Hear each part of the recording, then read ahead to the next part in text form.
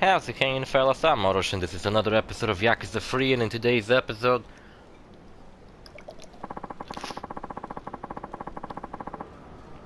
Oh man, in today's episode, let's go look for this stupid fucking treasure. Morning Glory Station. Morning Glory... Songs in Japanese. Again, Morning Glory might be a reference to a Japanese song. By a singer named Hiroshi Sato. And his song is Morning Glory.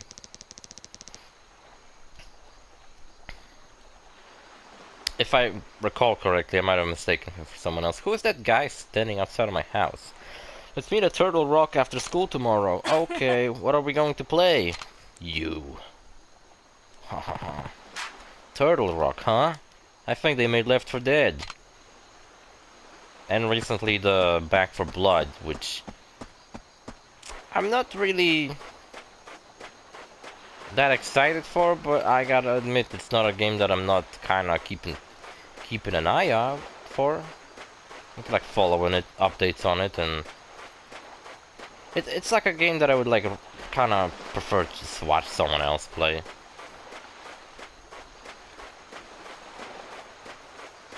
Turtle Rock. Well, wasn't I supposed to go and meet... Wait. What? Is this Turtle Rock? I guess it does look a bit like a turtle. I don't fucking see it.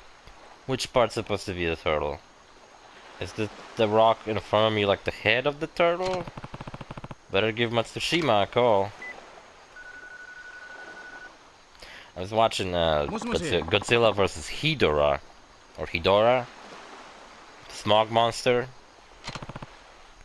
I love his fucking avatar. He's like, what? You just woke me up in the middle of the night, asshole. It's scary. I found a rock on the beach that looks like a turtle. What? Really? Yeah, it's out in front of Morning Glory. Come see for yourself. Of course. I'll be right there. And I heard people saying that this one's more like psychedelic. But outside of like really weird visuals in the background, especially when they're in like a rock cafe, like a rock and roll kind of club, and there was like really weird visuals in the background, and there's also these like weird, really weird like animated segments throughout. They almost feel like they're just like there to break up the story into parts, and they're all separated by these like animated segments, and they do look kind of creepy, you know, I gotta say. Especially the one where it shows like a factory with scary eyes. It's like picking up plants and growing in size, which I guess was meant to be like, oh, the factories are like, you know, making all this polluted air, and they're like taking the trees or whatever. So you know how Godzilla's like originally he was like a parallel to a nuclear bomb, because he just comes into a city and he destroys it like a nuclear bomb, right? Because there were 2 nukes dropped on Japan, in Hiroshima and Nagasaki. Right, and that's what Godzilla was supposed to be. So Hedorah, he's kind of like that, except instead of being a nuclear bomb, he's like a parallel to pollution. Polluted water and polluted air, because he's like an alien monster that came to, he like crashed in the ocean, and he grew in size because of all the pollution in the water. And also later, he straight up eats smog out of like, what the fuck are they called? Like when factories have these giant fucking, I forgot the word right now, pipes, you know, sticking out, and they just fucking, just like smog coming out. He just like fucking smokes these like a bong. It's kind of, overall, Hedorah looks really fucking dumb. He looks like a fucking, I think the fact that there's a guy in a suit does this monster a disservice, because I think it would have looked way better if Hedorah was just this like weird pile of garbage just like put together. He was like a blob kind of creature, but when you can see that this is a guy in a suit, you can kind of even tell where his legs are and his arms are. It just comes off as kind of weird. I gotta admit, his eyes are fucking scary. He does look pretty fucking creepy throughout this movie. I guess it does look like a turtle, if this is the one mentioned in the song. And this is the sacred turtle spot. The treasure's got to be right under this rock. Lend me a hint, curious son. It's digging time. Dig. I love how I have no other option, just to dig. Here goes nothing. Oh, I see something. Keep digging. No, I wanna not keep digging. Why the fuck you even tell me to press the button? It's like a joke now? I think it's some sort of pot.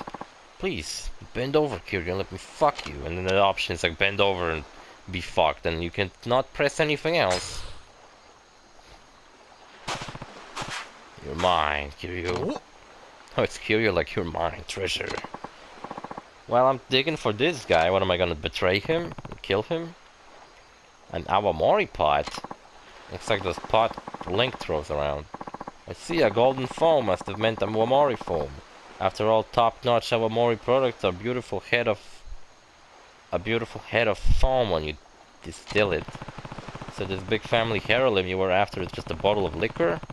I don't think this will help if you pay off that debt. I really don't like liquor. To be honest, I think out of all the alcohols, liquor is my fucking least liked one.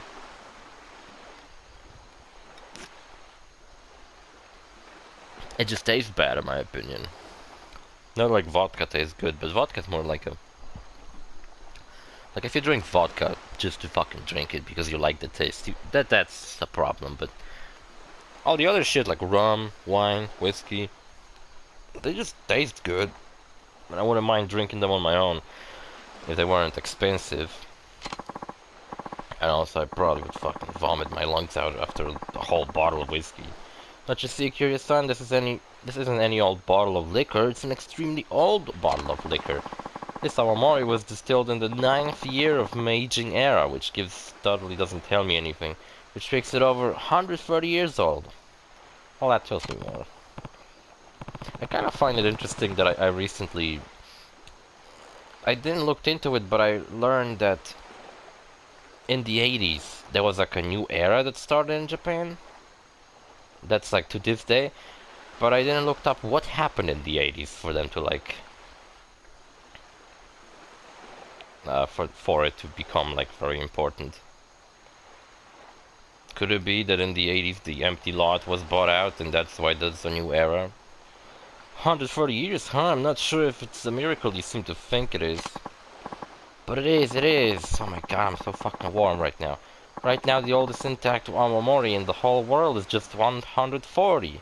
We're nipping at their heels. They can't put a price tag on a vintage like that. So your ancestors crafted this masterpiece and buried it to keep it safe. No wonder your family treated it like some kind of sacrificed treasure. Sacred treasure. One time I remember I buried a Batman figure. And I really hate that I did that because it was a really cool Batman figure, but I buried it underground. And then like a month later maybe I dug it out. And it was just... I don't know why the fuck I did that. I thought it would have been kind of funny. And I thought it would make Batman like battle scarred it. But that was a fucking awesome Batman figure and I probably don't have it no more. Quite definitely don't have it no more. Sucks. I usually, my old toys, like I usually gave them all away, sold them or whatever. And because all its years have been spent underground, it's extremely well preserved. I don't see any cracks either. Still, I'm not sure it's worth the 20 million I owe. Huh? Oh, this guy showed up. Hey, Matsimusha, you trying to skip down or something? Don't tell me you followed me here. What's this you got here, huh? There's actually a loan shark character in Yakuza 5 who becomes like your best buddy, which is pretty cool. Another complaint I have about Yakuza 5, which I was complaining about the story of Yakuza 5 last episode. Another complaint I have is that Shinada's story works kind of well on its own, but when it tries to tie into the other stories, it just becomes so fucking dumb and so fucking stupid. And I was just like, if his story was cut out of the game, I don't think anybody would mind. I don't think anybody would notice the difference. I think it would actually make it easy to tie in everything else if his story wasn't in the game. Like I was mentioning how his final boss fight is against a character who, up until that point, had nothing to do with him. So that's like the first time he sees him, because he had like no big antagonists so far that he could face off against, which sucks. Akiyama also didn't have one. I mean, he kinda did, but the antagonist he had kinda sucked. So that kinda sucks. There's one build up for like a moment in that game that never pays off, and I was really disappointed that that happened.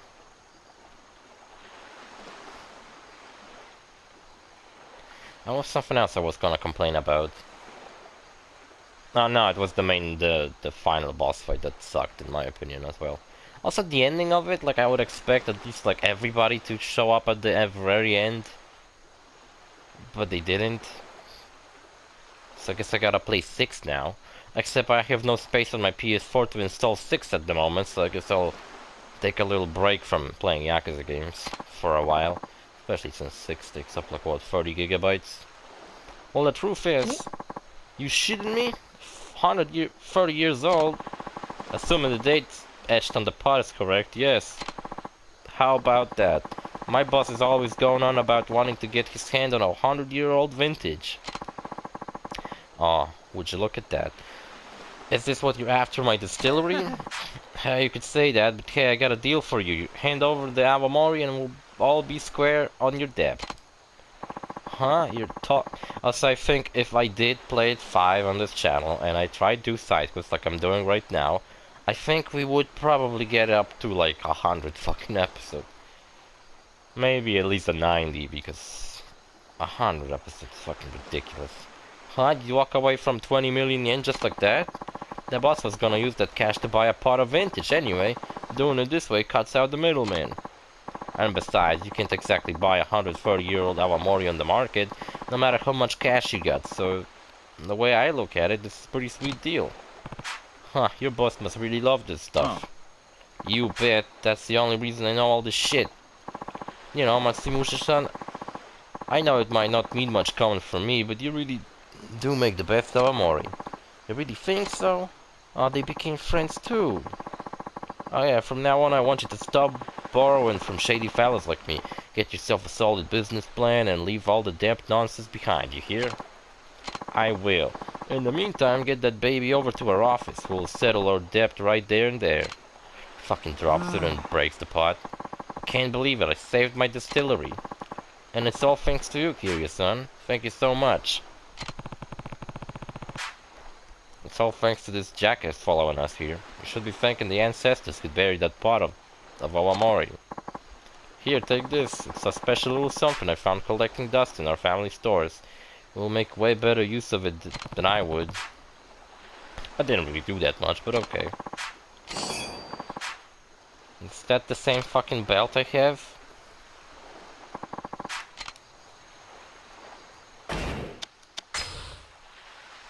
Oh, it's a different one. Oh, it's a worse one, great. Oh, equip all 3 Shisa items to gain the blessing of a Shisa and increase your defense. Oh, that's interesting, but this one... I don't have other Shisa items. Shisa shit, haha. I was talking about Lupin the Third last episode and didn't really elaborate it on these episodes that I was watching yesterday. The first one was Lupin ran a bar and a woman showed up one day to it. It was all part of the plan for her to show up there because apparently her dad was killed by the villain of that episode. A guy who killed her dad and he took her dad's money. And then I think like he was transferring the money to a different bank, but that all happened like a while after, right? And she showed up to the bar, and Lupin then lured the evil guy to the bar, and she was about to kill him. But then she shot through a window, and like she shot the tire. And then Goemon and Jigen, who were underneath the street, they stole all the gold that was inside the truck. And one thing I found stupid is that they find, like Zenigata, who's, you know, protecting the truck, he sees that all the gold disappeared. But you can clearly see there's a hole in the truck. But nobody ever checks it. They're just all like looking around for the gold instead of looking at the obvious fucking hole at the bottom of the truck. Like, what the fuck? The fuck was that about? Yeah, and basically the way they defeat the main bad guy is because, you know, he lost all of his gold, so that's a way bigger punishment for him than killing him like the girl wanted to, and the girl would go to prison if she did. So Lupin saved her from that. They go on this like long talk about like why is there a bullet hole in the window of the bar, which reminded me of my friend's place where he has a bullet hole in his window because his neighbor fucking shot at his window one time accidentally.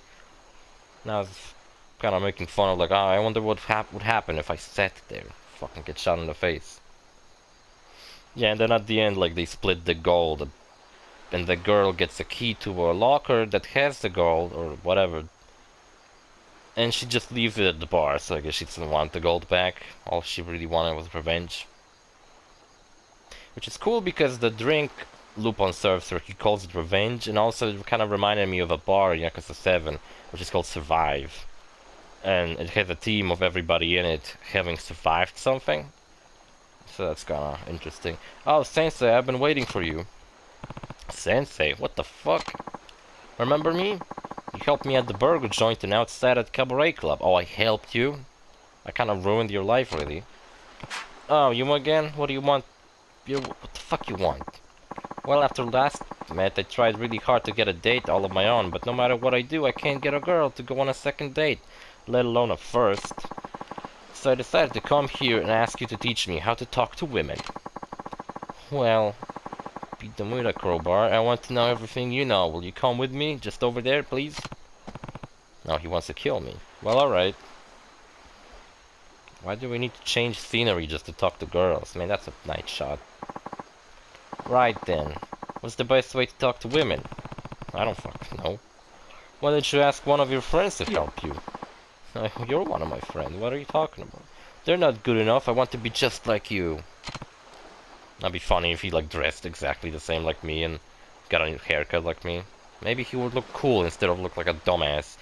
And first of all, try to stand upright because you look like you're fucking about to fall over. So what was that girl at the who was that girl at the front door? Oh, that'd be Haruka. Haruka-chan. She's really cute and 12. I think she's 12. So, is Haruka-chan seeing anyone right now? You want to go on a date with Haruka? Now? Don't fucking do it. Don't you fucking dare. Don't go after Haruka. You're not cut out to handle her. Yeah, I guess he's not. He's a fucking dumbass. She gets a boyfriend in 6, which I don't know anything about 6's story, other than Haruka has a child. But I think it might have not been her actual child. What? But she's so cute. She's got to be a wonderful girl. Oh, I get it. You're jealous, aren't you? It's kind of a long story. Just trust me. You're not... Why don't you just tell her that you're her fucking dad? You're not right for her. I'm serious about her. I really truly like her. Whatever challenges come my way, I can handle them. Like me?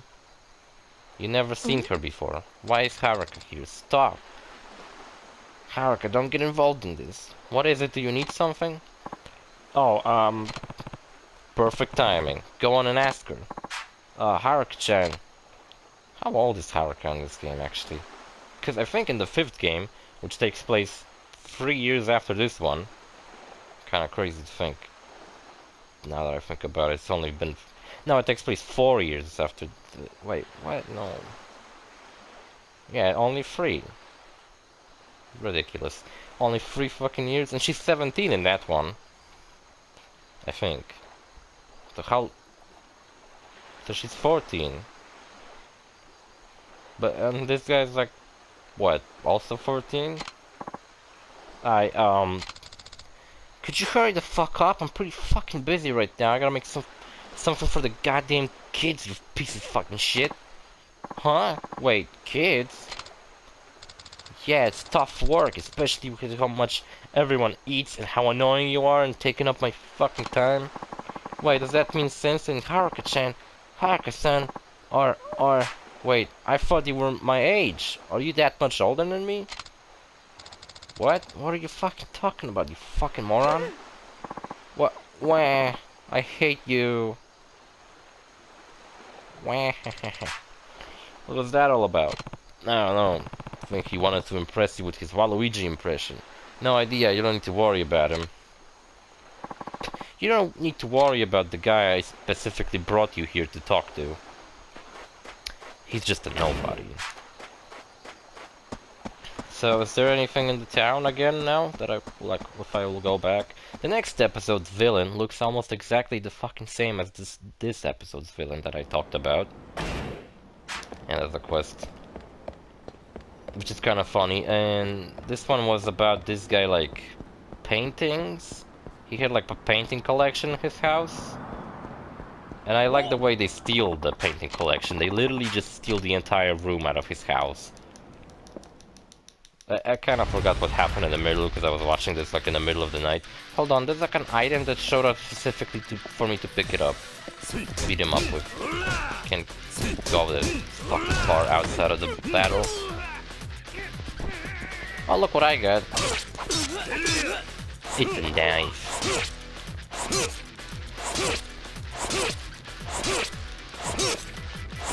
Shank a motherfucker.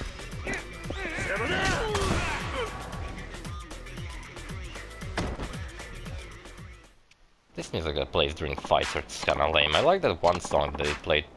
One time, for some reason, they played this, like, really funny song, and I was, like, super into it. And then I never played one again. It's way easier avoiding enemies in this game. I just walk behind them. But in the 5th game, they would, like, turn around and start chasing me.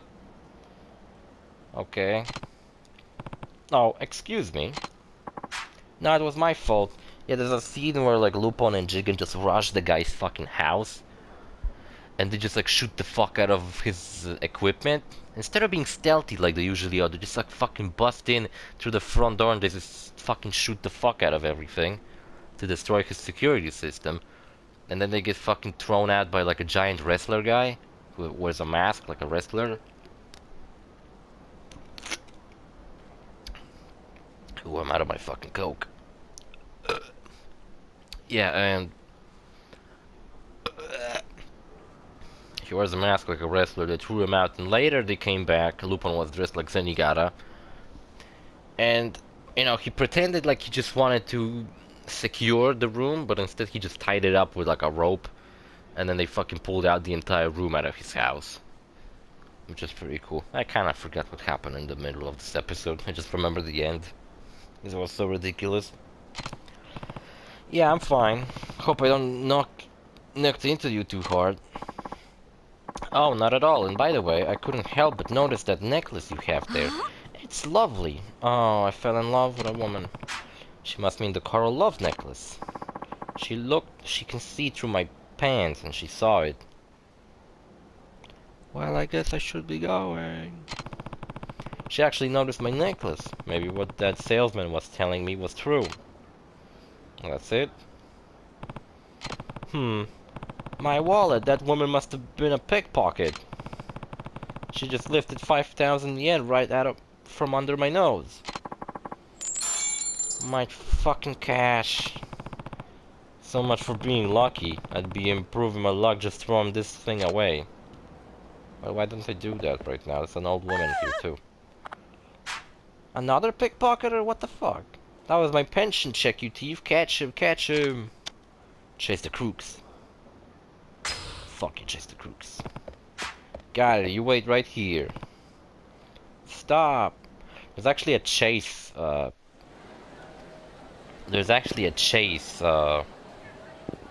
mechanic in this game, so I'm surprised they didn't make me use it right now. I think he's upstairs, if I recall correctly. I was also talking about Hidora, right? Yeah, versus Hidora. So there's like a bunch of there's a kid who lives with his like science dad. Is that the guy? Might have been part of a different quest. And I think he lives with his older brother too, because his older brother I think dies later on in the story. There's like a moment when his older brother organizes like a party in the middle of... Is that him? Well, he is hidden in the corner of the store. You're the jerk who ran off with a sweet old lady's pension, aren't you? I didn't know if she was sweet. Maybe she was an asshole. What the hell are you? Just come with me. We're gonna give her that money back.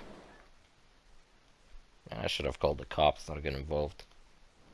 Like that mission with the guy who played the guitar, and I just simply didn't get involved, and I fucking failed the mission. Takahashi, I knew it was you. You know him? Oh yes, Taka here is my grandson. He fell in with the wrong crowd and started shaking people down for pocket money. Guess it was the only a matter of time till I was next. What were you thinking, stealing from your own flesh and blood? I'll stick you out on your grandfather's boat. That'll adjust your attitude, eh? Now get over here. Granddad's boat, but you know I don't like the ocean. Gone to the Marines. Thanks for the help, young man. Here's a little something for your trouble. I wish I got my fucking 50,000 back. I'm sorry, Grandma. Just please don't tell Granddad. What the fuck is up with his granddad? He's like a perverted boat, like he swims in the middle of the ocean so you can't hear the screams. Ah, this stupid necklace doesn't work at all. It's almost like magic isn't real. Ever since I put this thing on, my luck's only gotten worse. First I lost my wallet, then my tutor flat out rejected me. Oh, the tumor I made fun of. What else could possibly go wrong? A lot of things. I'm sorry to hear that, but I don't care about your apologies. All I want is my money back. So here, take this worthless piece of fucking garbage. Also, one thing about Hidora. Hidora's kinda like fucking lame. Like when he fights Godzilla, he just like spits at him with like acid mud. There's straight up a scene where like Hidora throws Godzilla into like a hole, and then I think it's implied he just takes a shit on him. I mean, Hidora's made out of garbage, right? I think he is, at least. So it's kind of like he just simply starts leaking like this disgusting mud. But it looks like he took a shit on Godzilla, and he even laughs. As if he fucking makes fun of him that he just took a shit on him.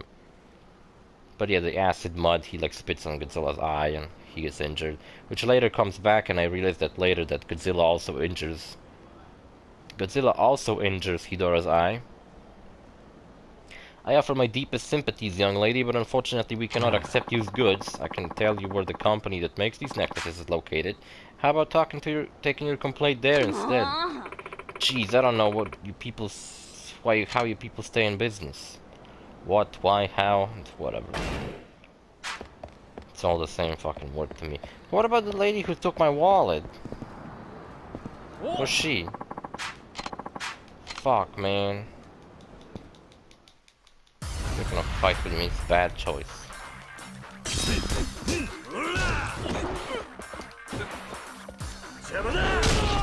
Whoa, shit, I've never seen that one.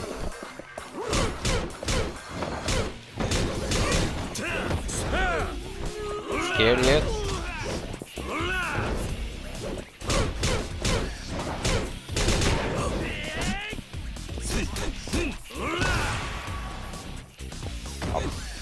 Backwards uppercut. Nice.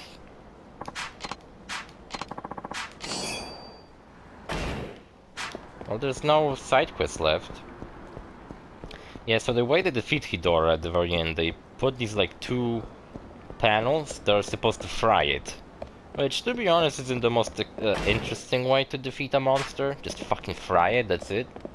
Like, okay, sure. How about we go play golf? So they just fry it. Oh, I can't go to the golf on this time of the day. Alright. So they fry it, but they ran out of electricity because while Hidora and Godzilla were fighting, they knocked over some of like power lines, and they couldn't power up the trap.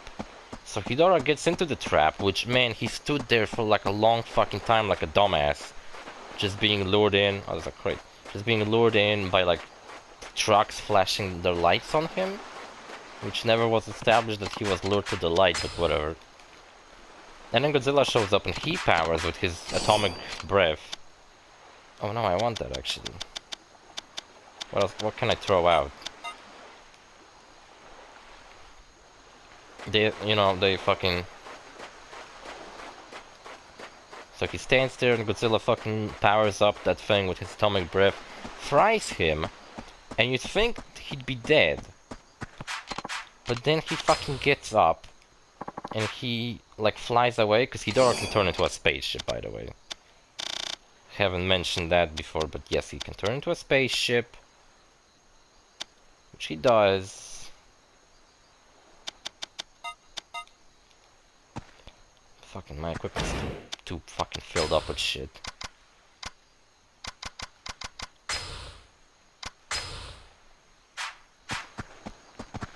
He turns into a spaceship before and he flies around. There's a scene, I think, where he like flies over a city and everybody melts to death. It's pretty spooky. And I think the most fucking ridiculous thing happens in any fucking Godzilla movie that I watched. Godzilla uses his atomic breath to propel himself across the sky and he flies like a stupid dumbass. He just breathes in one direction and he starts flying. And he never did that before in any of the movies, and that was like the most dumbass looking thing I ever seen, making me completely not take seriously anything that happened in this movie. I was like, what the actual fuck? Not that I took it seriously to begin with, but I tried to. I was like, okay, I see, I understand what this is about. But when he did that, I was like, uh-huh, okay, so anything goes, I guess.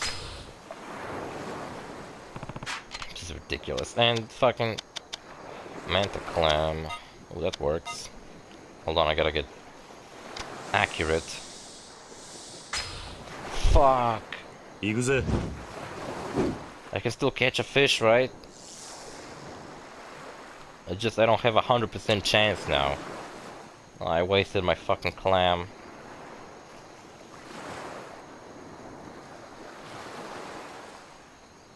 Please. Worked. It's quite far away. The whole beginning of the movie is actually the professor going with his son to fish. And they find this like weird fucking fish. There's a scene where like Ghidorah...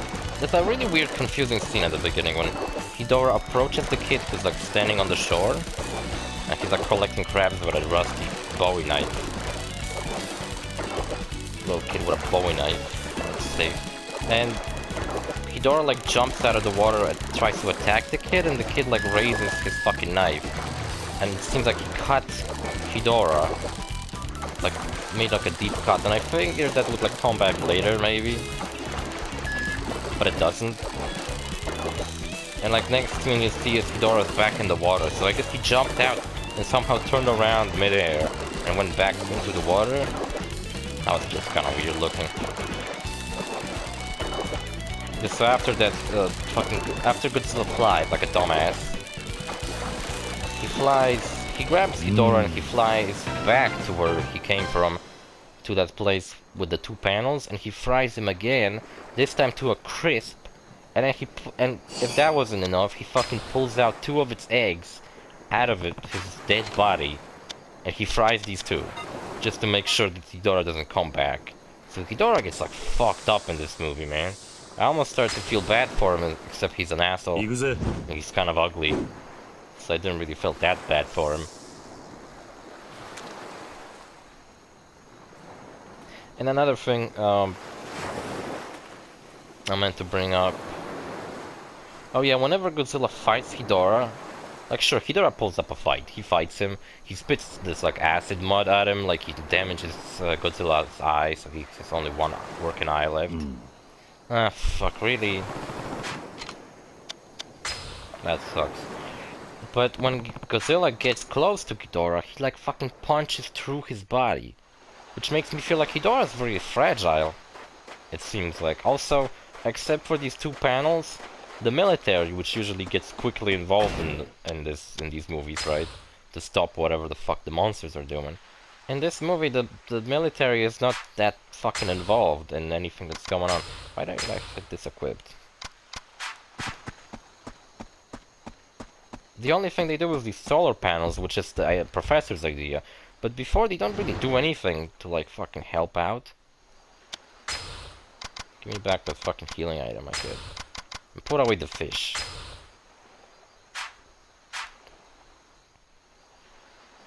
Yeah, so I guess next episode we're finally gonna progress the main story. Because I've fucking been doing so many side quests. And I'm still not finished with the side quests. Like, I still haven't done the girls side story. See? I only done 5 and there's 7. I've been having pretty bad luck. Does this necklace really work? So, like, that doesn't tell me anything. I'm just supposed to, what, wait for another fucking thing to activate? Completion 23. I already did more side quests than Kiryu has in the entirety of 5, where he has like only 17. And Hitman missions, we unlock that when we get to Kamurocho. Which yes, we do go back to, in case you didn't know. So see you fellas in the next episode, bye.